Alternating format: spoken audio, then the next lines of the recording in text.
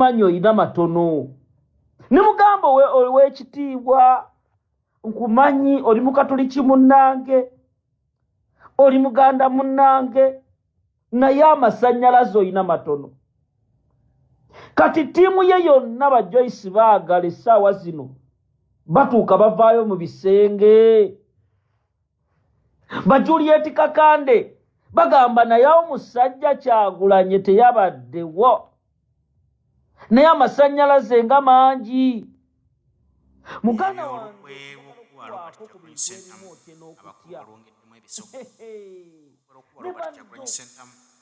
baluyisizza mu kusooka okujjako ab'amaanyi ab'okulusegere batya nnyo owekitiibwa leader of opposition Honorable Joel Ssennyonyi batya nnyo David Silubongoya sekretary general w'ekibiina batya nnyo amyuka omwogezi w'ekibiina Alex Wayiso Mbiro bagamba nti basooke bamuggyeko abo abali ku lusegere Kyagulanyi Robert Ssentamu ajja kunafuwa Robert Kyagulanyi Ssentamu bajja kusobola okumuzikiza nga bamaze okumuggyako abo abamuwa amaanyi bo mu njogera yaabwe bagamba nti be bamuwaga naye ffenna tukkiriza bulungi nti abawaga Robert Kyagulanyi Ssentamu be bannayuganda amaanyi ga Uganda ge maanyi ga Kyagulanyi Robert Ssentamu n'amaanyi ga Kyagulanyi Robert Ssentamu ge maanyi ga bannayuganda singa si bannayuganda singa His Excellency talikyali olwaleero basajja battu be baagala okusooka okujjawo nabo batambulira ku maanyi ga bannayuganda olw'okuba nti bakkiriza ne batambulira wansi wa Kyagulanyi n'okugoberera ebyo byayagala abakulu basazeewo okusooka okuba Wayiso Mufumbiro basazeewo okusooka okuba David Silubongoya basazeewo okusooka okuba Honorable Joel Ssennyonyi era nga wawulira bino Ssennyonyi yerozezzaako ddala ku bukambwe bwabwe kubanga wadde bamuteza accident emmotoka ye erabiddwako nga teri mu mbeera nnungi yaweddewo lwakuba ye Mukama yamukaseeko akasubi n'asobola okutta engulu bwe bityo bwe bitambula naye bannayuganda babataddeko amaaso nga babamanyi bulungi Haji Setu omusomi w'edduwa tutambula naye mu pulogulaamu zaffe zino nkugamba nti jangu Haji Setu bakusomere ku dduwa ze wamma naawe obulamu bwo bukyuke ayagala okukyusa obulamu weyuna essaala edduwa za Haji Setuba alina essimu kogenda okumufunira eri 0703 31 39 25 ya Haji Setuba omusomi w'edduwa ba Juliet Kakande bagamba naye omusajja Kyagulanyi teyabaddewo naye amasannyalaze nga mangi muganda wange njagala okuwaako ku bintu ebimu otye n'okutya never joke kati njakulagako omanyi bagamba Greater Masaka nti omukulu yakulemberayo amasannyalaze bagenze bagalaba era n'olukola okutta Wayiso Mufumbiro message eno ngenda gikuweereza ekiro ekyakesezza eggulu kimwadde mwagala okukola kati sooka olabe wulira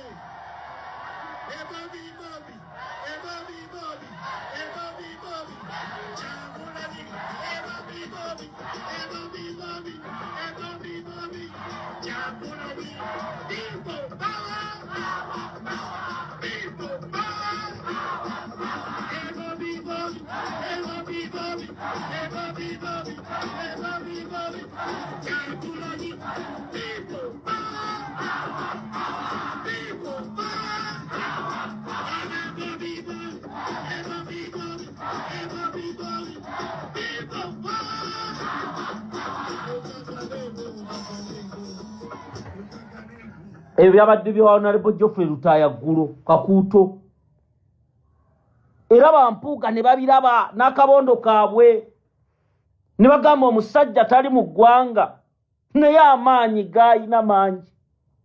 Mathias Mpuuga yabadde aguze abavubuka 50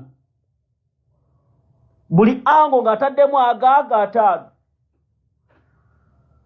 babeere nga bali naye baatuuse ekiseera ne bamugamba ssebo Kyagulanyi ge masannyalaze. Ba MC wali nga babagambye temugeza ne muleeta byabufuzi. Era Oweekitiibwa Ssennyonyi Chairman Nyanzi ne bajja mu misinde nga bali poole ne babeerawo naye okumanya Katonda wa Kyagulanyi takola. Abayimbi bamanyi ba Big Eye ba Nubian gye yavudde Dakisikateero gwe tozanyanga muntu Katonda gwataddeko amasannyalaze n'amafuta. I'm telling you comrades out of experience, never and never kujokinga n'omuntu Katonda gwataddeko amasannyalaze. Mpuuga omwana Dakisikateero yamugambye Mpuuga ow'ebitaano ku stage nga Mpuuga ali wali alya mmere n'agamba ate oyo avuddewa nga tewali abadde amumanyi. Musako z'okuwagira Bobi Wine nga n'omuwala gwe yayagala Momo 19 yamuwasa ku BBS. Dakisikateero n'ayimba ennyimba z'omukulu ensi n'eryoka egireeti. Babadde bakyali awo Nina Rose atayagalangako bwe mupi naye n'abyogera. Mpuuga n'awunga. Mpuuga ne yeebuzaabuza n'akanula amaaso ne bimutabukako paka kuwulira bubi. I'm telling you out of experience gwe mukwano gwange ali mu diaspora ekiri ku ground kirala. Bobi Wine wano we yakwata ku nguzi ensi yonna emu appreciatinga.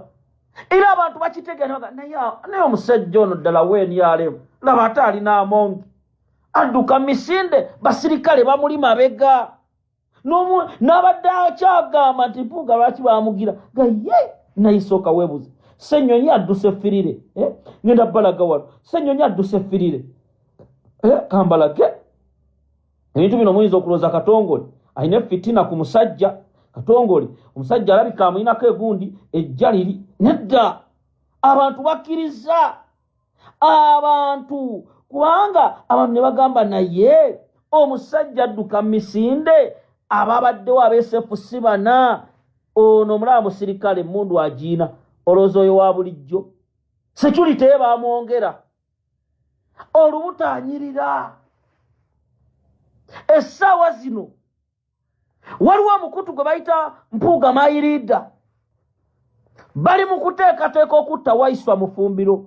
Wuliriza naye amazima ga Katonda mu ggulu Anita Amongi olaba nti weeyerusa. Nze sikutya Anita Amongi. Anita Amongi mubbi eggwanga lino. Missoni ey'okutta Waiswa abantu bano mugirimu. Era amazima ga Katonda mu ggulu Bannayuganda Waiswa n'afa mwakala wa Katambi bigunizi bya Mathias Mpuuga nga biri stede byagala okumutta. Waiswa bamulondoola eggulo yabadde alina waava waliwo motoka Pulimo n'abeetegula naye ng'owekitiibwa ne Anita Amongi bali mu kattu bagamba oyo alina kuvaawo. Naye nkukakasa Waiswa Mufumbiro ave mu bulamu bw'ensi Mpuuga lw'ogenda otegeera tinembizinva lw'ogenda okutegeera. Anita Amongi mu kutya okutagambika n'Empuuga bagenze ne bafuna abakulembeze b'ebugweri ab'ebugweri musimanya bave bawandike ekiwandiiko beegaane Waiswa bye yayogera. Anita Amongi n'abawa obusente naye nga Waiswa nga balaba abo abantu bali ku nsimbi zammwe Bannayuganda bali mu kwebuzaabuza naye omusajja akalira akawulira. Owekitiibwa gamubugumye. Owekitiibwa atuuse ku mbeera ng'akubira Joyce baagala amugamba baagala olwa yakedde ku Parliament. Juliet Kakande bambatekamwa I told you mbatekamwa I told you negamba mbatekamwa Bobi Wine essaawa zino hot cake mbatekamwa zewalira alaba omusajja naga omusajja ayagalwa atuuse ku Parliament n'abalabisizaawo ne Anita Amongi n'Anita Amongi n'abadde mabega baka ne baga omusajja tatya security beba basajja betwetaaga mu Uganda. Joyce baagala kambalage nga musanyufu byasuso baagala atuuse wali n'asanyuka bambi omukazi wattu abadde ali under siege baagala abadde yawambibwa omusajja omusajja nga yamuwamba era baagala osaagala okusaaga baagala agamba Parliament leka sinagadda mawulire kubonaabona. Omwana baagalwa ka voice kayina wano baagala Joyce yagambye ebyekiwojjolo kambyesonyiwe. Sebo leka amasannyalaze oyina matono wakakasizza ekiro noŋŋamba ogenda kubeera ku parliament, ogenda kubeera misinde, ensi egenda kuyogaana. Naye watuuse wali ow'ekitiibwa nga buli omu awaana Kyagulanyi. Ow'ekitiibwa ne yeerabira gye yava. Ow'ekitiibwa okumanya atuuse mu kattu yagenda n'awandiika mu nnimi iryope naye yatuuse e Busoga nga tewali amumanyi. Busoga ng'enduulu tevuga. Ow'ekitiibwa n'atula n'agamba kiki? N'agamba Mpuuga ku nsi kuno obukulembeze tebasinziira ku mpanjaggo za luba. Obukulembeze Katonda alonda oyo gw'asiimye. Mpuuga bino wabiwulira? Nakano kankakuddire mulira.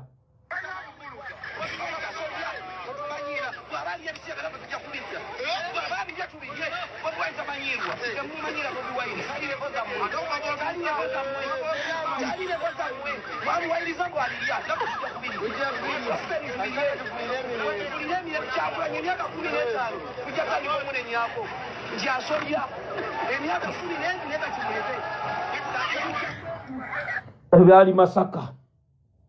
Kati nya video entuufu etandike. Aisha bin taginga buli muntu. Waiswa Mufumbiro baagala kumutta. Drone inama ule namba mila sana Felicio 702 222758 0702 222758. Waiswa Mufumbiro baagala kola kikumutta. Era naye abasajja bano mwina okubawoninga muteeke mugende ku namba za Anita Amongi. Mugere ku namba za Mpuuga mugambe Mpuuga wottira Waiswa. Wottira Waiswa. Mugamba Anita Amongi bali mu ntalo za Busolo mu parliament y'eggwanga. Magogo ani amukutteko anti baby wange biki ebyo nga bannayuganda bali mu kubonaabona. Kati ow'ekitiibwa okumanya ekintu kyamutuddemu. Nabagamba never joke with Kyagulanyi. Joyce baagala akedde ku parliament kambalage baba ababaka bambate kama bonna nga tebalina kyakola. Naye si yabalabye nti nsoli malaba baabo. Obalabye?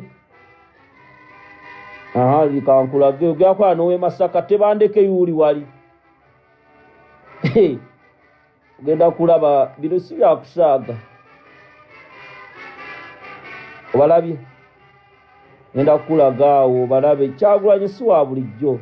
N'ensiba mbi. Aisha Mimmalende omulaha lindako omulabo oyo bamuleeta awo.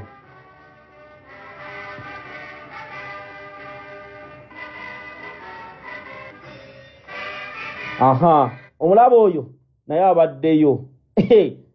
Babedi bakedde bakubira masimu ne bagate mwetaba mu bintu ebyo. Yuyo Juliet Kakande. Eri abantu batandise bagoba ku mikolo.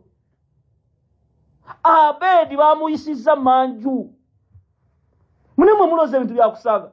Ow'ekitiibwa yatidde okuddukira mu balonzi be. Emijozi yagibaguliza ennyendo mukungwe. Ngenda balaga olukakase. Gambye bonna ade batalabikako badde balina okujja. Okumanya abantu banyivu.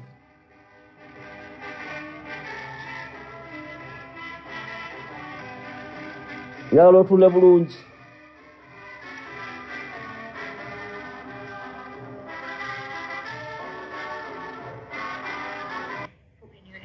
Kati okumanya abantu banyivu. N'aba famire ya Mpuuga bavuddeyo omukyala wa famire ye n'amugamba ssebo oza abantu bavuma naye ssebo tetwagala kumanyira Bobi Wine. N'amugamba yuno ono wa famire ya Mpuuga alina oluganda ku maama wa Mpuuga. Bino ebintu tebiri mukyali mu famire. Bino ebintu mazima. Kwogera ku buli bwanguzi yuno omukyala mumuwulire muyinza Miransana Fusaka yuyo olaba omulamwa wa muntu waggulu waliwo maama oyo maama wa Mpuuga. Mukazi amubuuliridde yuyo n'amugamba mwana wange ejja liri teringa Busolo Olaba Kampala geraba. Omunyigiriza ennyo omukozesa ekintu ky'atandikoze. Abaana be kibaleetera okubeera nga bavuma oba mu kimutwala nti bavuma oba kimuyita okuvuma. Abaana abo tebavuma. Naye ababadde b'ennyanga bagamba nti abaana b'NUP bayitiridde okuvuma. Ono ajogereramu ndako male kukatereeza. Ndako. Balina babakola batya. Abaana abo tebavuma. Naye abaana beekyawa. Omanyi omuntu bw'omunyigiriza ennyo omukozesa ekintu ky'atandikoze.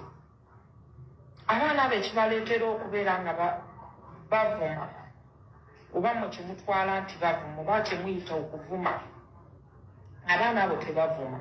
Naye abaana abo bwe bagenda ku nguudo okwekalakasa bababuulira ebibaluma mubakwata ne mubateeka mu makomera. Bwe bavaayo ne bagamba nti katugendeko ku rediyo tuwogereko babaziriikiriza tebabakkiriza kwogera. Kwegamba ne balabika nga tebalina we beetaasiza. Bw'anaavaayo n'abeerako ky'ayogera nti oba ayimirireko oba kkubo ayogera gusa ensonga ze abakulu baziwulire tebabakkiriza wadde ekigambo n'ekimu okukifulunya. So singa abaana abo baali babakkiriza oba abantu singa baali babakkiriza ne bagenda ne beekalakaasa. N'agamba nze kino kinnuma lwaki mukola emuli enguzi lwaki mukola bwe muti eggwanga muli sseo lisitwanga muli tattanye. Abaana abo bandibadde nga bakkakkana emitima. Ekiruyi muli n'awulira nga era atilisiti njogedde bakiwulidde n'atuuka awaka nakkakkana. Naye omanyi okubeera ng'omwana atambudde yasoma talina mirimu ayagala okukola naye ng'omulimu tagulaba ate alaba ebigenda mu maaso n'ayagala agambe nti katwekalakase. Abaana abo bakoze ebintu bingi okwagala okubategeeza nti banne bakooye naye nga temubawa budde temubawa kyasi temubawuliriza nga temufaayo. N'abakulembeze be tutwala ng'abakulembeze nti be banaabakulembera tebavaayo. Kati ng'abo bampuuga bagira kumbe babadde baliira munda. Wuliriza ebintu byatabuse mukwano gwange. Ow'ekitiibwa kati kambawe vidiyo ebadde entuufu tennatandika. Asha bin Amis taginga abantu. Omukulu ekintu kimutuddeko. Nkugamba Abedi Bwanika yabadde alina okuziika Ekakunyu ne bamuyita. Abedi Bwanika yabadde alina okubeera ku CBS. Essaawa zino abavubuka babadde bamulinze bamugajambule. Abedi okutya kwalimu kati yali afuluma. Amanyi kati Masaka waliwo mu coordinator we mu kitundu ekimu baŋŋambye bakiyita Kabonera. Coordinator wa Abedi Bwanika ng'alina okubeera mu kuziika okwo. Abedi n'ajja ne bamugamba Honorable. Coordinator n'amugamba Honorable, omukolo guno wajjira bagenda kukuba. Abedi yatuuse okuwulira waliwo bannaddiini bwe bagambye munammwe muwagira enguzi bwe mumuwa omuzindawo tubimenya. Basajja ne bawulira nga batya. Mpuuga obuzibu bw'alina bwe buluwa. Essaawa zino yayagadde okuzanyisa rediyozi n'agala okulimba ensi. Kati abantu banyiize, abantu banyiivu. Yabadde alina okuddukira emisinde mu Nnyendo Bukungwe mu constituency yagula emijoozi temwagiraba. Ababaka abalala tebaddukidde waabwe, gwe bulijjo abeera waawo. Yeekangabiriza nga talina, yabadde alina natuula eri very far. Najja neeryaanya Joel Ssennyonyi ne bakomisiona bulijjo bazzaako batuulaawo. Ne bimusobera n'atunula amampaatipati nga bubbi bwe buli ku maaso. Neekazaakazaawo ne bamwanjula abaana ne bagamba mubbi. Ye nanga bwaseka amampulukufu n'otunulira omusajja omukulu azimbidde ekitiibwa kye emyaka n'emyaka naye ng'abadde akizimbisa babiyita bitya mafaafa na bisogasoga. Najja ne mulabula ne mugamba gwe musajja gw'enkulala ky'obala. Ne Katonda yabaanise. Medadi Sseggona olwaleero aganye okujja ku paalamenti. Ne Muwanga Kivumbi abadde eri ng'alina okutuukawo Bobi Wine amulengere. Naye akazito bakawulidde. Ate Kyagulanyi agenda kubalaga mmwe basajja mmwe bajje mwefuula abagezi. Oli Katonda yamuwa kichwa. Bulijjo mwefuula ab'ekitalo. N'oyogera engero. Noza tuli mu bisoko. Nozimba ebigambo yakulengera dda. Wano we twakuyisizaamu eggaali ng'otuyisa abadde w'ebitaano ng'ali mu kuprofilinga ng'akutunuulira. Nojja n'oyogera mbasobodde. N'ayogera tebajja kusobola. Igwe wali oyina kiggwe Mpuuga. Muli wano muli mu kuteeka ku bannayuganda obufuzi bw'obumbulo bwa Museveni. Ebyobugagga mubifunye. Abakazi mubafunye. N'ababaka bafa ba paalamenti abali ku mulamwa mubakyusizza. Naye bwe mugenda okutegeera Joyce Lwagala nakuwonize kati okomawo. Ne Joyce Lwagala bino bye tulimu si bya busolo. Bino bye tulimu abaana bafudde. Olw'Sekretary General Debrius Rubongo yabadde mu kooti. Abantu tebalabika. Oyo w'ekitiibwa kyammwe be bali mu kutuzza emabega. Ali mu kwayagala kutta Waiswa Mufumbiro. Mpuuga nga yatta Waiswa.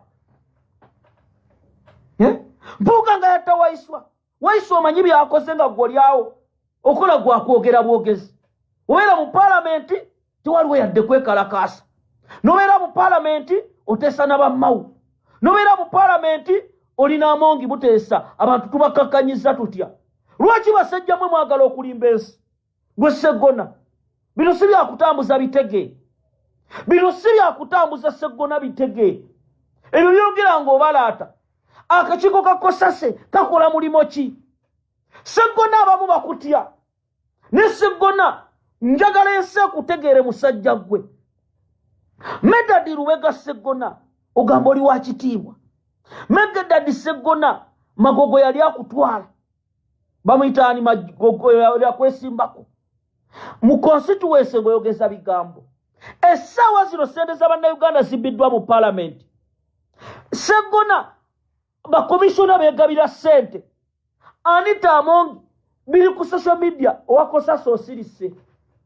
Mumwaniriza Amongi mumwaniriza kukuki ku bizimbe nga mumukubira engalo.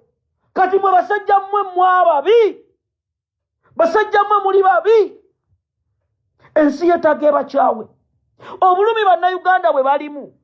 Mwerimbise nti muli ba Buganda. Naye ensonga za Buganda ebbanga lye mbadde mu paalamenti ziwaze mu pulezidenti okujjako okwegadanga n'okwagala abaana ba Buganda. Buganda nebeera ng'essaawa zo tetulina buyinza. Kimpattaka ali muno mufe ab'ebitiibwa. Si mwe abalina okwogera ku nsonga. Ne mudda mu kutusirwalirako ne mwoza tuli basiru. Ne mwezimba nga bwe mugamba baazimbibwa ne baazimba 5-6. Mbuulirayo ababaka Suubi be mwazimba ne mweggala. Munambooze, Muwanga Kivumbi, Mpuuga, Sseggona Kasibante ne mweggalirayo. Mwe abagenda okututegeerera. Mwe mugaggawale, mufune ebizimbe, bannansi babonebone, balumye obujiji. Okuba bano abasajja baali baatunda ekibiina. President Kyagulanyi Robert Ssentamu. Waliwo ebyama Mpuuga nga yabifunako. Naye weebaze Katonda olina we wamukomya. Kubanga kana akasajja okalaba kabadde kazanye politics waako systematic nga akasajja kayaayi. Baganda bange Mpuuga muyaayi. Oli akubbira mu kitiibwa omusajja abadde yatambula dda. Yatuuka mu diaspora n'alyoka oyo yaani enamba n'azifuna. Kati as we speak now, tiimu ya diaspora yayagala era bamulaba bwe yagenda ngakola press conference n'agamba I address to the diaspora ng'ategedde nze oyo omusajja yanoonyaako Mpuuga n'akabondo ke ne baŋŋaa bagenda kunsasula buli mwezi miliyoni 10 mba defending nibagamba mmwe nze mumira asanafu ne gundi yange yonna nzija defending esaaca ekirinkya nonsense. Kati oba bonna baseggo n'akabondo kaabwe badde bamanyi balina president waabwe gwe bazimba era balina n'omulago gwe bagagala okwaniriza mu bbanga awo.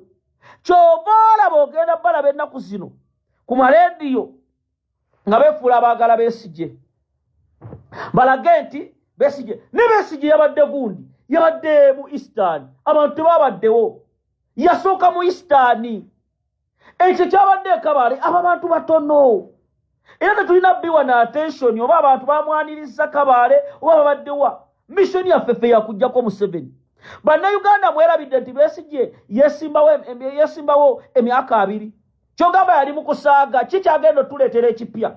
Dokita nawe tubaleemu ku magezi Dokita tebakusudiya essaawa zino dokita tukubuuza emyaka 2 kikye wakola emyaka 2 kati kipya kikyogenda otugamba ebitali bigambo wali Kano mu maje wali w'amaanyi kati bano bamukaaku na kino kimunyagwa bwe badda ku radio mu Bobi Wine biki twagala tubuuze dokita mu revolution yaliwo emyaka 2 ebbanga lyonna kikyajje ku Museveni era message kijjawadde bannayuganda Dr. Besigye era Dr. Besigye twagala mubuuza ye bw'atunula ebigenda mu maaso yakabiraba kati mu myaka giri yali tabiraba bannayuganda baali soba era naye tumubaza abaana abali mu makomera be basooka okusiba nga tebanavangayo nga tabajjangayo era tumubuuza be batuleetera n'ekibi kwa Kyagulanyi Robert Ssentamu yali omuddo obwo muto kati buno kuyege temugenda kuteeka Kyagulanyi pressure. Bannayuganda, I'm telling you out of authority, Katonda yaleeta Kyagulanyi naye bana abasajja bali mu kutya okutagambika. Bana abasajja ekintu kibatuddemu. Kati Mpuuga alina option 2 yawandiisa ekibiina ky'ebyobufuzi ababaka yali bamusudiya ne bamugamba ssebo osobola ekkooti wajja n'azisika n'akangabala Galubindi n'atandika otteekako n'alooza ge masannyalaze Bannayuganda bajja muddukiryako lwakambala Galubindi n'atandika n'agaka kati ababaka abamukamba kwane bwe n'abakwana bajja kungoberera kimuwuzi olwayo kimwewunyisiza nga message ku mukutu gwabwe ogwa Mpuuga my leader bagitaddeko temugenda mu bya Ssennyonyi Kyagulanyi ajja wabeereyo ababaka batono ageze okulaba ne baagala ali wali Juliet Kakanda azze Mbwate Kamwazze nagamba what is the problem ng'alina okuddayo bamutwale kupiyadde bakiyita batya bakebera emitwe.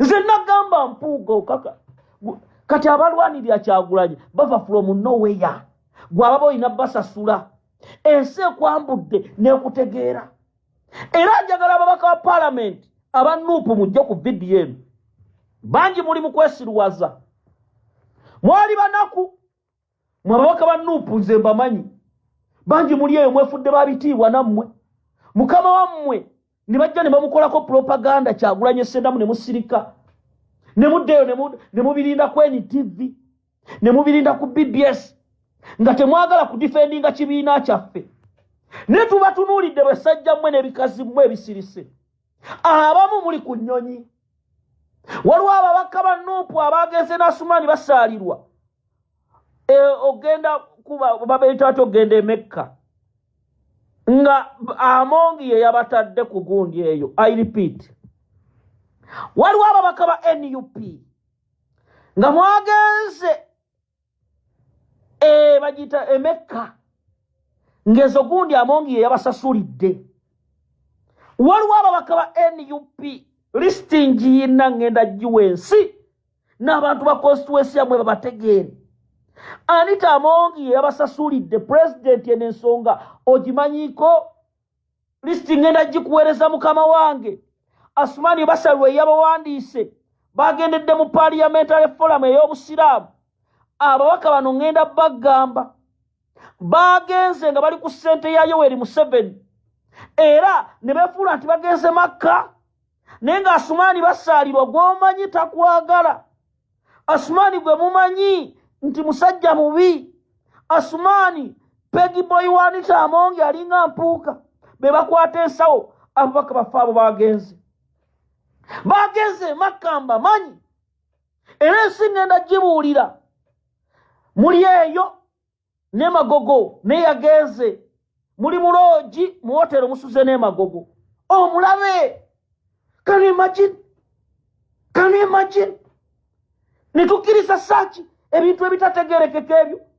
Magogo Anita Amongi n'abasasulira ogenda e Mecca ekyo kye kiba kikoligo muba musofuna muligeze kuwumula mumula naye mulooza tebibeera bisiraani ngo esente y'ekibijja mugendeddeko. Pulezidenti agulanya ababaka bano bali 8. 8 of them ababaka baffe abanupu abasiraamu bali 8. Abanupu bangambye baliko nga basatu era babuuze sente ababaka. Anita Amongi yabagize era President Anita Amongi abakulu bano tebagala na kumwenganga maaso. Abasajja balidde sente awo mu Parliament. Ababaka abaali boogera teboogera batuuka mu bantu babolonga buboloozi.